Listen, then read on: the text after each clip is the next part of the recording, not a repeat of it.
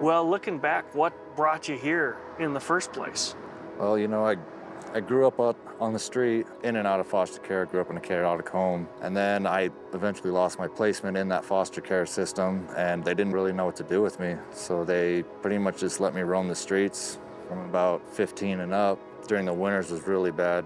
I remember this one time it was -8 out, and I was out just jacket and jeans, and I almost froze to death. I came in here, my pants were like cardboard. I was really sick, and I got in here, and a guy named Dean Whistler helped me get in here, and he saved my life that day.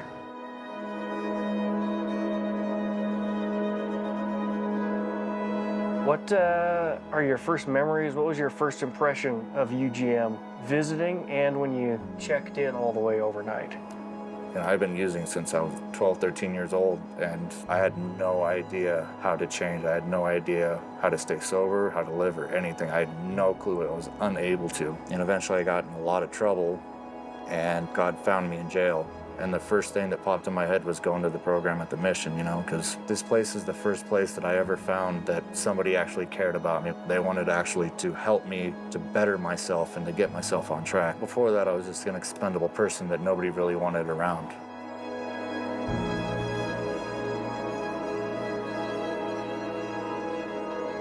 What do you remember about your time here, having meals in the dining room, working in the kitchen?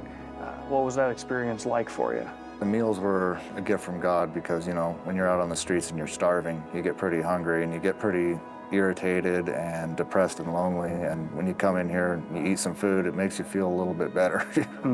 I used to do the chores in the kitchen, and all those skills that I learned, I actually got a job at Perkins right there over on Division during my program stay, and it helped me get through and save up money to actually get my own place once I graduated program.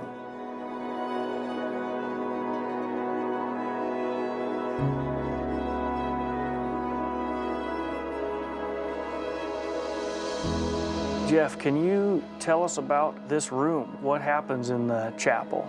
Well, this is where we used to do self-evals. This is where my most drastic change happened in my life. This is where while we're in program, we dig deep, really dark, and we pull everything out, and we have to feel all the emotions that we've been stuffing for years and to take accountability for our actions. We also had chapel in here, and first time I was in this chapel, I was terrified to be in here with all the people. Eventually it got easier and easier. The more you're exposed to it, the more you're open to it, and eventually gave me that nudge that I needed to actually accept Christ.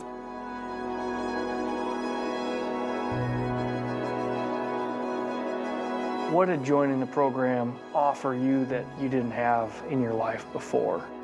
All I did from being a teenager to the point where I joined the program was just do drugs and survive. That's all I did, and that's all I knew how to do. Nobody taught me anything. So I had to, pretty much like a little kid, get carried through all these recovery issues, all these life skills. The mission pretty much taught me how to live, and at a certain point, they taught me how to love. This was the first place that I was shown unconditional love. The way the staff treated me, it was a huge factor. When you're used to be treated like garbage all your life and disposable, and all of a sudden somebody's freaking out on the staff, yelling at them, and they respond with love and understanding instead of, you get out or we're calling the cops. It